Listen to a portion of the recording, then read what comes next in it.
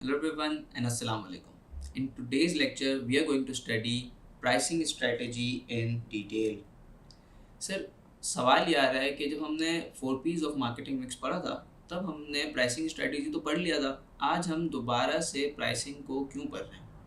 तो इसका बहुत एक इजी सवाल जवाब है कि अगर आप 4 P's ऑफ मार्केटिंग मिक्स पे फोकस करें तो उसके अंदर हमारे पास 2 P's जो हैं वो ऐसे P's हैं जो बेसिकली कस्टमर और सेलर के दरमियान में एक्सचेंज होते हैं। Number 1 the product itself and number 2 the price. तो प्रोडक्ट को तो हम शुरुआत से ही पढ़ते आ रहे हैं। हम बात कर रहे हैं कि आप प्रोडक्ट में कॉस्ट लीडरशिप की तरफ जा सकते हैं, आप डिफ्रेंसिएशन कर सकते हैं, फोकस स्ट्रेटजी फॉलो कर सकते हैं। Either you can go towards the market development और द प्रोडक्ट डेवलपमेंट, और you can do diversification, backward, forward, or the related industries we talk about the horizontal diversification। तो ये हमारे पास बहुत सारे ऑप्शंस हैं प्रोडक्ट के लिए तो, लेकिन प्राइसिंग को आज तक हमने उतना डिटेल में कभी नहीं पढ़ा, जबकि ये भी एक इतना ही ज़्यादा इम्पोर्टेंट एस्पेक्ट है जो आपकी डीलिंग्स हैं कस्टमर के साथ, जहाँ पर आप वैल्यू डिलीवर करते हो और आपको उसकी कॉम्पनसेशन में प्राइस मिलती है। तो इसलिए आज हम पढ़ेंगे प्राइसिंग स्ट्रेटजी को बहुत ज़्यादा डिटेल में कि किस तरह हमें अपनी एक अप्रोप्रिएट प्राइस डिटरमिन करनी है कि जिसके ऊपर हम कस्टमर को एग्री कर सकें कि वो हमारा प्रोडक्ट या हमारी सर्विसेज को परचेज करे और वो प्राइस हमें पे करने के लिए राज़ी हो जाए। तो अगर मैं प्राइस की बात करूं तो क्या कहते हैं, प्राइस को बहुत ज़्यादा हाई होना चाहिए या फिर प्राइसेस को लो होना चाहिए?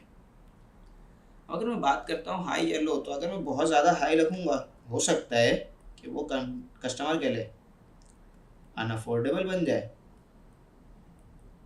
या फिर अगर मैं बहुत ज़्यादा लो रखूँ तो हो सकता है कि वो कस्टमर को एक ऐसा इंडिकेशन दे कि भाई ये तो चूँकि लो प्राइस है तो इसका मतलब कि ये तो कोई बिल्कुल ही फारिग यानी कि यूज़लेस प्रोडक्ट हो सकता है, इसकी कोई यूटिलिटी नहीं होगी, इसके फीचर्स बेकार होंगे, इस तरह का इंडिकेशन जा सकता है। तो इस सिचुएशन में आपको बहुत ज़्यादा ज़रूरी है कि आप एक करेक्ट प्राइस को चूज़ करें, ना कि आप हाई की तरफ जाएं, ना कि बहुत ज़्यादा लो की तरफ जाएं, बल्कि अपनी एक करेक्ट या फिर एक अप्रोप्रिएट प्राइस को डिटरमिन करें। अब वो किस तरह करेंगे हम?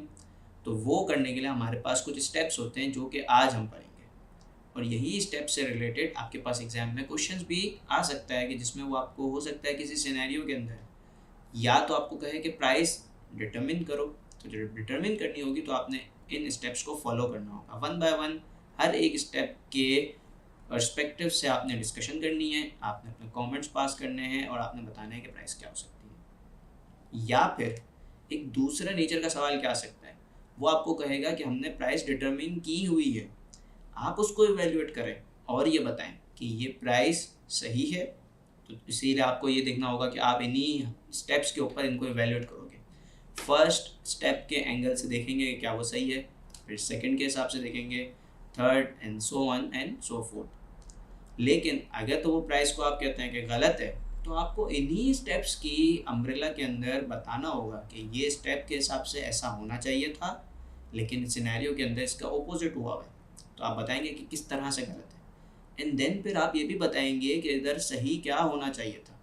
तो जाकर आपका आंसर कंप्लीट होगा विद रिस्पेक्ट टू रिक्वायरमेंट। अगर वो रिक्वायरमेंट में कहता है कि आपने नहीं बताना कि हमने रिकमेंडेशन नहीं बतानी, तो आप रिकमेंडेशन नहीं बताएंगे। लेकिन अगर वो कहता है इवेल्युएट करें और बताएं कि क्या क्या इसके अंदर इम्प्रूवमेंट होनी चाहिए, तो फिर आप इवेल्युएट करके बताएंगे कि क्यों कोई चीज़ गलत है और उसको सही करने के लिए क्या करना होगा। तो आए स्टार्ट करते हैं, वन बाय वन हर स्टेप को डिटेल में समझते हैं। तो we have the first step that is pricing objective. क्या कहता है ये? प्राइसिंग ऑब्जेक्टिव कहता है the pricing objective should be consistent with the overall competitive strategy. Competitive strategy का क्या मतलब होता है? कॉम्पिटिटिव स्ट्रैटेजी का मतलब कि कौन सी ऐसी स्ट्रैटेजी आप फॉलो कर रहे हैं to compete in the market to get the edge over your competitors. Either आप कॉस्ट लीडरशिप फॉलो कर सकते हैं, जहाँ पर आप लो कॉस्ट टारगेट कर रहे होते हैं कि आप मार्केट में लोवेस्ट कॉस्ट प्रोड्यूसर बन जाए, उससे आप क्या कर सकते हैं, हम ये पिछले लेक्चर्स में डिटेल में पढ़ के आ चुके हैं कि आप कोशिश करते हैं कि आप कम से कम कॉस्ट में एक प्रोडक्ट को प्रोड्यूस कर सकें, ताकि आप अपने कॉम्पिटिटर्स जितनी ही सेलिंग प्राइस पे उसको बेचें और अपने मार्जिन्स को इंक्रीज कर पाएँ। और साथ ही साथ या तो आप ये भी कर सकते हैं, क्योंकि आप सस्ता बना रहे हैं तो आप सस्ता बेचेंगे भी। जब आप सस्ता बनाएंगे, सस्ता बेचेंगे, तो आपके वॉल्यूम भी इंक्रीज हो रहे होंगे, तो वहाँ पर आप कम मार्जिन मगर ज़्यादा वॉल्यूम को टारगेट कर रहे होते हैं।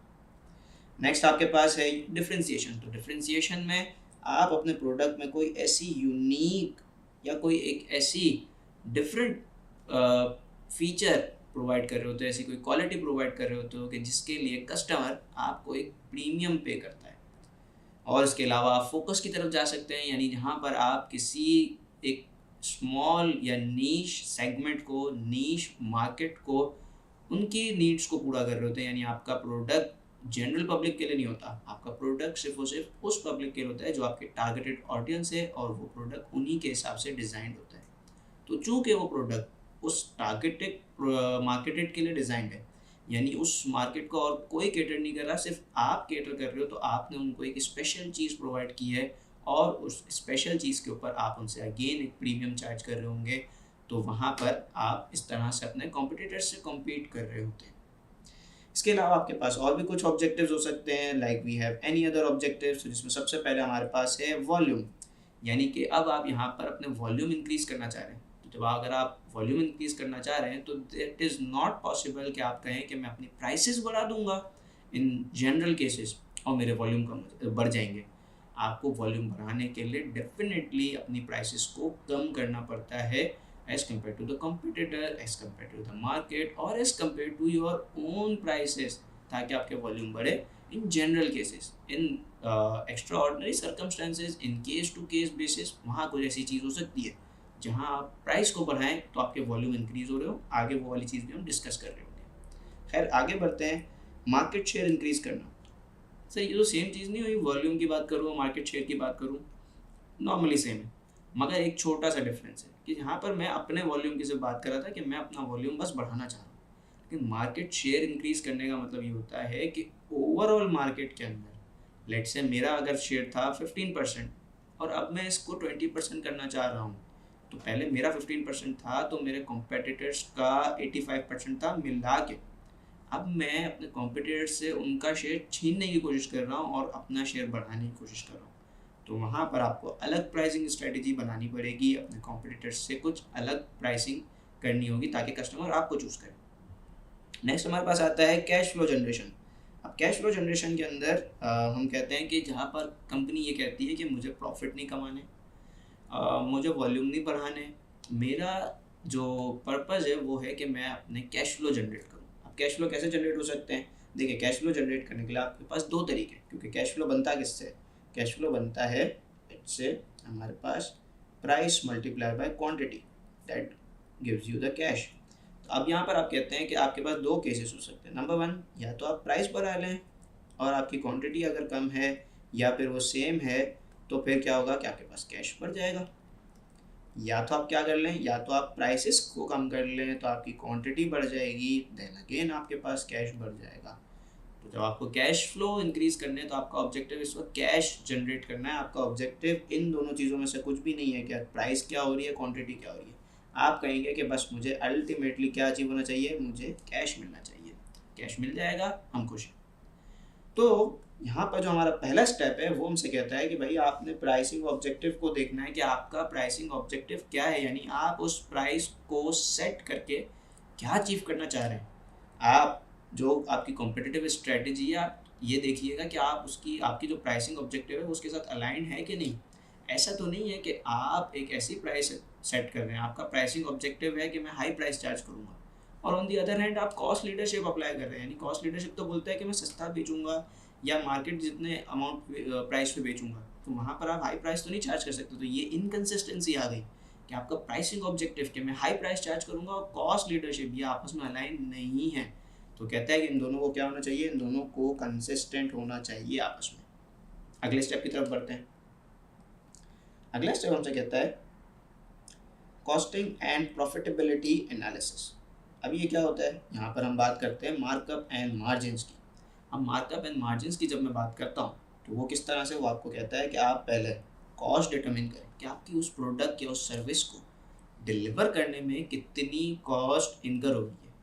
फिर उस कॉस्ट के ऊपर आप ये डिटरमिन करें कि आपका कितना प्रॉफिट आप अर्न करना चाह रहे हैं, आपकी क्या विश है, क्या टारगेट है कि आपने कितने प्रॉफिट्स, कितना मार्जिन या कितना मार्कअप अर्न करना है। उन दोनों को मिलाकर आप पहुंच जाते हैं अपनी सेलिंग प्राइस के ऊपर। That selling price is your price which you needed to identify. अब यहाँ पर एक बात आती है, फॉर एग्जांपल आपके पास सिनेरियो किस तरह आ सकता है। सिनेरियो इस तरह आ सकता है कि वो आपको क्वेश्चन देगा, आपको कहेगा कि एक कंपनी है जो कि एनुअल टारगेट प्रॉफिट का क्या सेट किया उन्होंने सेट किया लेट्स से 10%। और ये जो आपने न्यू प्रोडक्ट निकाला है, उस न्यू प्रोडक्ट की लेट्स से कॉस्ट है 8 रुपीज़ और आप उसके ऊपर प्रॉफिट कमा रहे हैं लेट्स से हम कह देते हैं 0.4। तो ये 0.4 कमा कर आपने उसकी प्राइस सेट की 8.4, दैट इज सेलिंग प्राइस। तो अब जब मैं 0.4 की बात करता हूँ तो ये 0.4 रिप्रेजेंट करता है 5% को। तो यहाँ पर अगर इस तरह का कोई केस दिया जाएगा तो आप वहाँ कमेंट करेंगे, आप कहेंगे कि ये जो इसका आपने प्रॉफिट सेट किया है, ये profit is not aligned with the overall objective of the company. क्यों? क्योंकि ओवरऑल ऑब्जेक्टिव कंपनी का क्या था, वो कह रही है कि मुझे एनुअल टारगेट 10% का प्रॉफिट का अर्न करना है। ये हम प्रॉफिट टारगेट की बात कर रहे हैं। तो जब आपने 10% का एवरेज एनुअल टारगेट अचीव करना है तो आपका इसका भी जो प्रॉफिट है या मार्कअप या मार्जिन वो 10 या 10 से ज़्यादा ही होना चाहिए, अदरवाइज आप उस टारगेट को मैच नहीं कर पाएंगे, आप उस टारगेट को मीट नहीं कर पाएंगे। तो इस तरह हम कॉस्ट एनालिसिस कर रहे थे, यानी कॉस्ट बेस्ड एनालिसिस करेंगे उस प्राइस का जो हमें सिनेरियो में दी गई होगी। आगे बढ़ते हैं, नेक्स्ट हमारे पास आती है yes very important, analysing customers demand and affordability, या फिर हम जिसको बोलते हैं परचेजिंग पावर। अब यहाँ पर हम क्या देखते हैं, यहाँ पर सर हम देखते हैं क्या चीज़ है, कस्टमर की विलिंगनेस टू पे। अब विलिंगनेस कब आती है कस्टमर की, कस्टमर तभी विलिंग होगा आपको पे करने के लिए जब वो आपके कस्टमर को, आपकी प्रोडक्ट को वैल्यू करता हो, यानी कस्टमर की नज़रों में आप उसको कितनी वैल्यू डिलीवर कर रहे हैं। अगर तो आपका प्रोडक्ट उनको वैल्यू डिलीवर कर रहा है तो वो पैसे देने के लिए तैयार हो जाएंगे, हालांकि वो हाई प्राइसेस भी हो। लेकिन अगर वो वैल्यू नहीं कर रहे हैं, उनको लग रहा है कि इस प्रोडक्ट में ऐसी कोई चीज़ नहीं है जिससे हमारी नीड सेटिस्फाई हो रही है, देन वो आपको पैसे देने के लिए तैयार नहीं होंगे। So you have to identify कि कस्टमर की नज़रों में आपके प्रोडक्ट की कितनी वैल्यू है। ज़्यादा वैल्यू है ज़्यादा प्राइस चार्ज करें, कम वैल्यू है कम प्राइस चार्ज करें, उसके साथ मीट करें, उसको मैच करें। नेक्स्ट आता है हमारे पास कस्टमर का नेचर। कस्टमर का नेचर क्या है, कस्टमर का नेचर से मुराद है कि कस्टमर जो है आपका वो कैसा है, क्या वो प्राइस सेंसिटिव है, क्या वो क्वालिटी सेंसिटिव है। अब सेंसिटिव का मतलब क्या होता है, सेंसिटिव का मतलब होता है कि जो चीज़ थोड़े से भी चेंज की वजह से हाईली रिएक्ट करे। यानी कि अगर आपका कस्टमर ऐसा है कि आपने अगर प्राइसेस थोड़ी सी भी बढ़ाई तो वो बहुत ज़्यादा हाइपर रिएक्ट करेगा, या तो वो आपसे ख़रीदना छोड़ देगा या फिर आपसे ख़रीदना कम कर देगा, कॉम्पिटिटर के पास चले जाएगा, सब्स्टिट्यूट प्रोडक्ट से अपनी नीड पूरी करना शुरू कर देगा। तो ऐसे कस्टमर को हम कहेंगे कि ये प्राइस सेंसिटिव कस्टमर है, इसके साथ आप प्राइस में कोई छेड़छाड़ मत कीजिएगा अनटिल एंड अनलेस कि आप प्रोडक्ट में कोई एक्स्ट्रा ऑर्डिनरी फीचर्स ऐड कर रहे हैं जिसकी वजह से वो उस प्राइस चेंज को एक्सेप्ट कर लें। या फिर क्या हो सकता है कि आपका कस्टमर क्वालिटी सेंसिटिव है, यानी कि वो क्वालिटी पे कॉम्प्रोमाइज़ नहीं करता। आपने क्वालिटी में थोड़ी सी भी गड़बड़ की, थोड़ा सा भी इशू आया, कोई भी क्वालिटी डाउनग्रेड हुई, वो आपसे ख़रीदना बंद कर देगा। तो यहाँ पर आपने देखना है, अगर कस्टमर प्राइस सेंसिटिव है तो प्राइसेस कम रखें, और उसको क्वालिटी का इतना कोई मसला नहीं है, आप क्वालिटी भी नॉर्मल रखें। लेकिन अगर आपका कस्टमर क्वालिटी सेंसिटिव है तो फिर आप इंश्योर करें कि आप उसको हाई एंड क्वालिटी प्रोवाइड कर रहे हैं, and for that high and quality आप उससे हाई प्राइसेस चार्ज कर सकते हैं, प्रीमियम चार्ज कर सकते हैं। So that is how it is going to happen. Next हमारे पास आता है, मैं बात करूं तो वो कहता है demand versus price relationship assessment. अब ये क्या होती है, ये आपको बताता है कि जब आप एक एनालिसिस करते हो ओवरऑल प्राइसेस का, तो आप रेंजेस बनाते हो कि लेट्स से मैंने यहाँ पर रेंजेस बनाई है कि 100 to 10 की प्राइसेस अगर मैं देखता हूँ तो वहाँ मेरी डिमांड एक्स होती है, लेकिन अगर मैं प्राइसेस 115 से 20 के बीच में ले जाता हूँ तो मेरी जो डिमांड है वो वाई हो जाती है। यहाँ पर देखें, ये था हमारा एक्स, ये था हमारा वाई, यानी कि डिमांड बढ़ गई। लेकिन अगर मैं अब प्राइसेस को और थोड़ा इंक्रीज़ करूँ, यानी 125 से 135 ले जाऊँ, तो अब मेरी जो डिमांड है वो जेड यानी कि अब कम होना शुरू हो जाती है। मैं यहाँ पर इसको मेंशन भी करता हूँ, देखें ये था X, Y and that is Z. अब यहाँ पर ही हमें पता लग रहा है कि ज़रूरी नहीं है कि आप प्राइसेस को बढ़ाएं तो आपकी वॉल्यूम बढ़ेगा, डिमांड बढ़ेगा, और ये भी ज़रूरी नहीं है कि आप प्राइसेस को कम रखें तो भी आपका डिमांड बढ़ेगी, क्योंकि यहाँ आपने प्राइसेस को देखें कम रखा था लेकिन डिमांड कम थी, और यहाँ पर आपने प्राइसेस को बढ़ाया है तो डिमांड बढ़ गई, और उसी का उल्टा और थोड़ी प्राइस को बढ़ाया तो डिमांड अब कम हो गई है। तो यहाँ पर हम कह रहे हैं कि भाई यहाँ पर लो थी, यहाँ पर हाई थी, और यहाँ पर भी हाई हो गई है। तो इसका मतलब कि आपको बेसिकली प्राइस और डिमांड के रिलेशनशिप को समझना पड़ेगा। और ये कैसे होगा? ये बिग डाटा की हेल्प से होता है।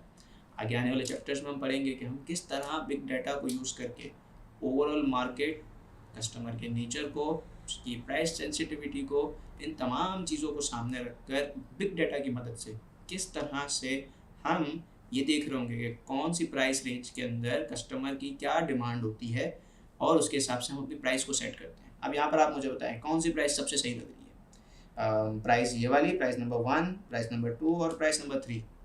ऑफ कोर्स प्राइस नंबर 2 सही लग रही है, क्योंकि वो एक ऐसी रेंज में है कि जहाँ पर हमारी डिमांड जो है वो बढ़ रही है।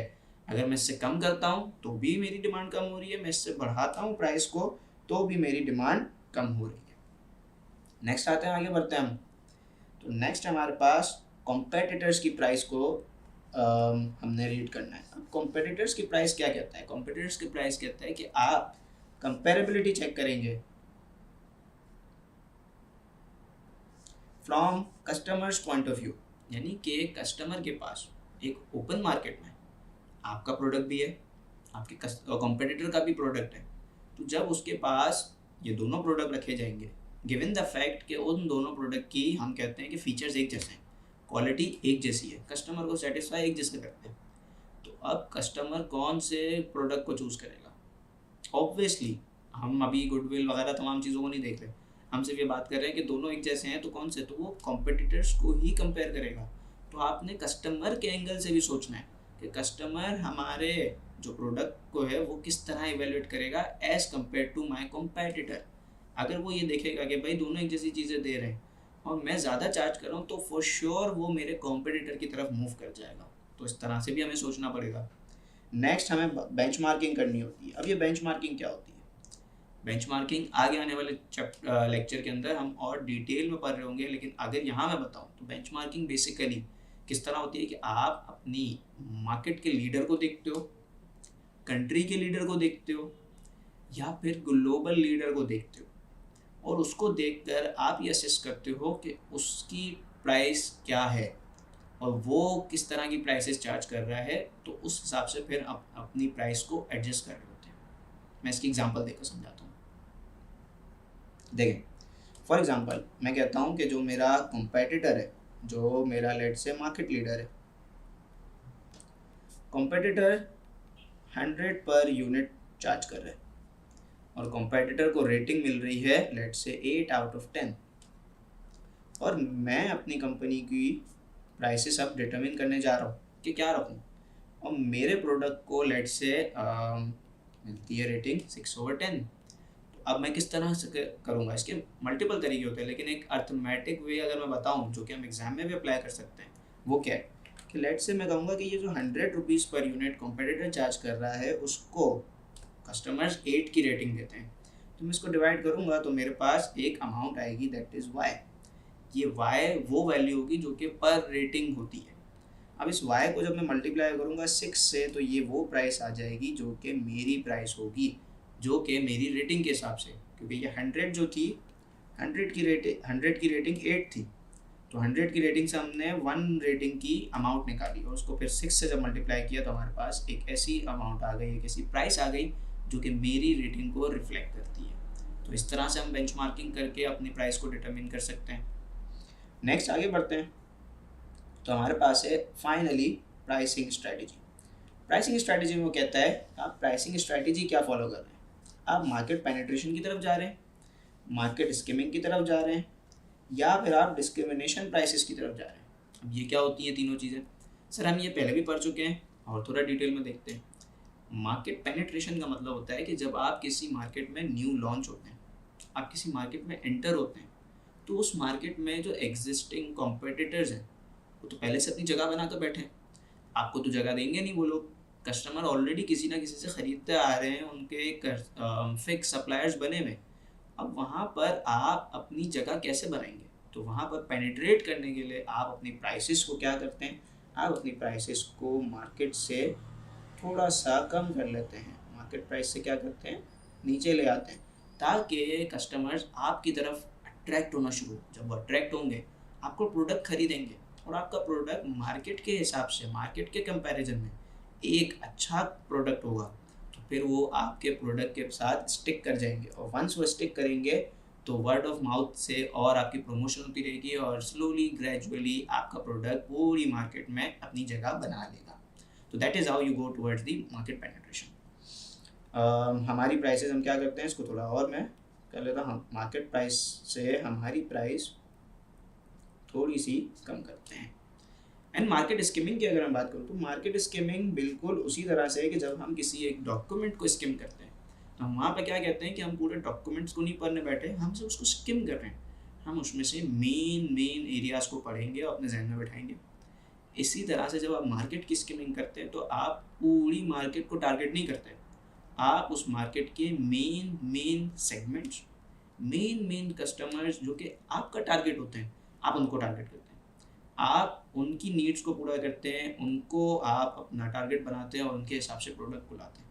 तो अगेन जब आप किसी स्पेसिफिक सेक्टर को, स्पेसिफिक सेगमेंट को टारगेट कर रहे होते हो तो वहाँ पर आप एक हाई प्राइस चार्ज करते हो उस सेगमेंट के लिए। फॉर एग्जांपल लेट से अगर आप कोई कार कंपनी है और वो एक नया अपना मॉडल लॉन्च करती है और वो बहुत हाई एंड मॉडल है, उसके लेट से उसने फर्स्ट ईयर के लिए सिर्फ 5 ही मॉडल या 5 ही यूनिट प्रोड्यूस किए। अब ये 5 यूनिट ये सिर्फ उन्हीं को बेचेगी जो इसके हाईएस्ट प्राइस देने के लिए तैयार होंगे, तो ऑब्वियसली उसकी प्राइसेस वो हाई ही रख रही होगी। लेकिन आफ्टर द 1 ईयर क्या होगा कि अब वो उसके यूनिट्स जनरल पब्लिक को यानी मार्केट में भी सेल करना स्टार्ट करेगी और उनके लिए भी अवेलेबल होंगे। तो सिंस ये सबके लिए अवेलेबल होगा तो अब क्या होगा कि उस प्रोडक्ट की प्राइसेस नीचे आना शुरू हो जाएगी। पहले क्या था कि वो सिर्फ उन 5 यूनिट्स को ही बेच रही थी, तो ये 5 यूनिट्स को ख़रीदने के लिए तो हर कोई चाहेगा कि वो मेरे पास ही हो ऐसा यूनिक मॉडल, तो उसकी प्राइसेस आपने हाई चार्ज कर ली, आपने मार्केट स्किम किया, जो लोग उनको ख़रीदना चाहते थे उनसे हाई प्राइसेस चार्ज की और उनको बेच दिया। लेकिन वंस अब ये आपने जनरल पब्लिक के लिए दे दिया है तो अब ये सबके पास होगा, तो अब आप मार्केट पेनिट्रेशन स्ट्रेटजी की तरफ आ जाते हैं। अपनी प्राइसेस को या तो मार्केट तक ले आते हैं या फिर मार्केट से कम कर देते हैं ताकि अब आप जनरल पब्लिक में यानी टोटल मार्केट में भी अपनी जगह बना पाएँ। नेक्स्ट हमारे पास आता है डिस्क्रिमिनेशन प्राइसेस। अब डिस्क्रिमिनेशन प्राइसेस क्या कहते हैं? डिस्क्रिमिनेशन प्राइसेस कहता है कि आपने डिफरेंट ग्रुप ऑफ कस्टमर्स से डिफरेंट प्राइसेस चार्ज करनी है, यानी एक कस्टमर ग्रुप के साथ अलग सलूक, दूसरे कस्टमर ग्रुप के साथ अलग सलूक। लेकिन जो प्रोडक्ट की क्वालिटी है, ये बात याद रहे कि जो प्रोडक्ट की क्वालिटी है, फीचर्स हैं, वो सेम ही होते हैं। तो फिर आप प्राइसेस क्यों अलग अलग चार्ज करते हैं और कस्टमर क्यों ये जो दोहरा रवैया होता है वो क्यों बर्दाश्त करते हैं? वो इसलिए बर्दाश्त करता है कि फॉर एग्जांपल अगर मैं बात करूँ रेगुलर स्टूडेंट वर्सेस रिफ्रेशर या रीटेक वाले, आपने देखा होगा कि दोनों को पोर्टल भी सेम मिलता है, दोनों को नोट्स भी सेम मिलते हैं, मॉक्स, क्विजेस, व्हाट्सएप क्वेरीज का आंसर, तमाम चीज़ें दोनों की सेम है। लेकिन फिर भी रिफ्रेशर का बैच महंगा बिकता है, उसकी प्राइसेस ज़्यादा होती है, और रिफ्रेशर को एक डिस्काउंटेड प्राइस पे आप बेच रहे होते हैं। रीज़न बीइंग कि वहाँ आप उसकी लॉयल्टी देखते हो, चूँकि वो एक बार ख़रीद चुका है तो आप उसको लो प्राइसेस में सेल कर रहे होते हो सेम प्रोडक्ट। अच्छा, इसके अलावा हमारे पास होता है पीक सीज़न या ऑफ सीज़न। आपने देखा होगा कि जो विंटर टाइम पे विंटर कलेक्शन के आइटम्स होते हैं उनकी प्राइसेस बहुत ज़्यादा हाई हो जाती है। लेकिन यही जो चीज़ें हैं, जैकेट्स हो गए, तमाम चीज़ें जो विंटर सीज़न से स्टार्टिंग का टाइम होता है तो उनकी जो प्राइसेस होती हैं वो कम होती है। इसी वजह से जब विंटर्स आने वाली होती है तो हम इन तरह की चीज़ों को पहले ख़रीद लेते हैं ताकि सीज़न में, क्योंकि महंगी हो जाएंगी तो महंगी मिलेगी, उससे अच्छा है कि हम इनको पहले ख़रीद लें जब इनकी प्राइसेस लो होंगी। तो अगेन आपने सेम चीज़ प्रोवाइड की बट एक ग्रुप ऑफ कस्टमर को अलग ट्रीट किया और दूसरे ग्रुप ऑफ कस्टमर को अलग ट्रीट किया, अलग प्राइसेस चार्ज की बेस्ड ऑन दी सर्कमस्टांसेस। पहले वाले में रेगुलर रिफ्रेशर था, इस वाले में ऑफ सीजन और पीक सीजन था। इसी तरह अगर मैं बात करूं, हमारे पास एक और तरह का बन सकता है peak time versus of time. मैं किसकी बात कर रहा हूँ? मैं ये बात कर रहा हूँ ऊबर की, करीम की, लेट्स से जीनी की।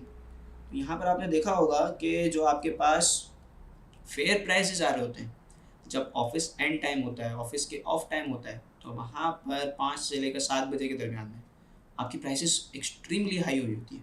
क्यों? क्योंकि वहाँ पर डिमांड बहुत ज़्यादा होती है, ट्रैफिक बहुत ज़्यादा होता है, तो आप उस तरफ कस्टमर को ज़्यादा चार्ज कर रहे होते हो।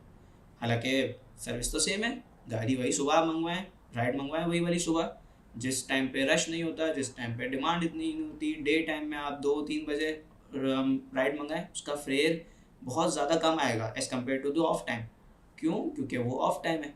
तो इसी तरह आप अपने डिफरेंट ग्रुप ऑफ कस्टमर्स में अगेन एक डिफरेंशिएटिंग फैक्टर्स क्रिएट करते हैं, उनसे अलग अलग प्राइसेस चार्ज कर रहे होते हैं।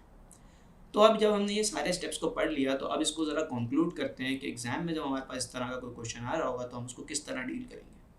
देखिए, एग्ज़ाम में जब क्वेश्चन आएगा तो आपसे कहेगा कि मैंने जिस तरह बताया कि या तो आपको कहेगा कि आप प्राइस डिटरमिन करो, तो प्राइस डिटरमिन करो तो आप यही स्टेप्स को एक एक करके अप्लाई करेंगे। देखिए, याद नहीं करना है इन स्टेप्स को, इन स्टेप्स को आपने जहन में बिठाना है कि क्या क्या स्टेप्स थे, उनके पीछे क्या कॉन्सेप्ट है, और हर स्टेप के हिसाब से आपने उसके ऊपर कमेंट करना है कि फर्स्ट स्टेप के हिसाब से प्राइस क्या होनी चाहिए, या कितनी होनी चाहिए, हाई होनी चाहिए, लो होनी चाहिए, मीडियम होनी चाहिए, सही है, वो प्राइसिंग ऑब्जेक्टिव के साथ मैच कर रही है या नहीं कर रही।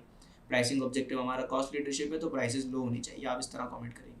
नेक्स्ट आप अपनी कॉस्ट को कंबाइन करेंगे, देखेंगे कॉस्ट कितनी है, उसके ऊपर कंपनी क्या चाह रही है, कितना उसको प्रॉफिट कमाना है, आप उस प्रॉफिट को ऐड करेंगे और बताएंगे कि ये प्राइस होनी चाहिए। उसके बाद आप देखेंगे कि हमारे पास नेक्स्ट कौन सी थी, नेक्स्ट हमारे पास है कस्टमर की क्या प्रेफरेंस है, कस्टमर कैसा है।